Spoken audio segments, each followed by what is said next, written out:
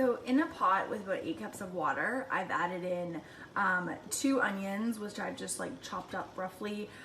There's about 4 carrots somewhere deep underneath there. There they are. And there's 4 chicken breasts. I actually just tossed these in straight from the freezer because I just couldn't be bothered to defrost them.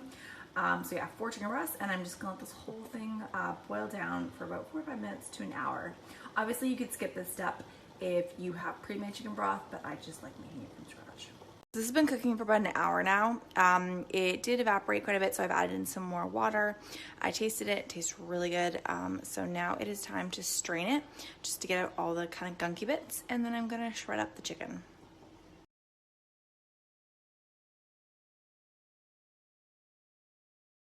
Okay, so I've cut the cauliflower. It's about a medium-sized head of cauliflower. I've cut it down into florets, and I'm just gonna toss it in the food processor and then pulse it until it's broken down into kind of fine rice-like size. Okay, so the cauliflower rice is all done now. The key is you don't want to over pulse it. You want it to be kind of the size of rice, not like a fine powder, because if it's a fine powder, it's just going to turn to mush when it goes into the broth. Now I'm going to shred up the chicken breast that I had cooking in the broth. Alternatively, if you didn't cook the chicken breast in there, you can add in about 2 cups of shredded chicken.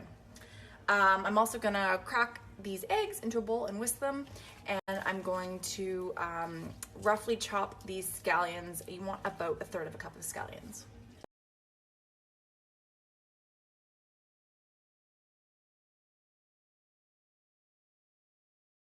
I've returned the chicken stock back to the pot.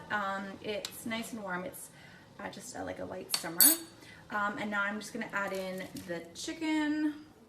And I'm adding in 4 cups of the cauliflower rice.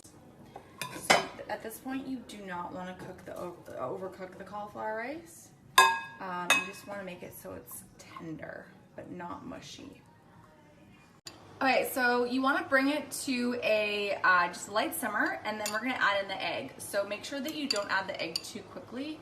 You're just going to add it like this and kind of stir it as you add it so that you get nice little wisps of the egg. You don't want it to get like big chunks if you add it all too quickly. I'm just going to stir it through as we slowly pour it in like this. Perfect. Finally, the last few things I'm adding in are the chopped scallions. So you could also add in spinach or kale as well if you wanted a bit more greens in it. And then I'm adding in the juice of a lemon. The final thing I added in was some cracked black pepper, and now it's ready to serve. I know it doesn't look like much, but honestly, this soup is so satisfying. It's just delicious.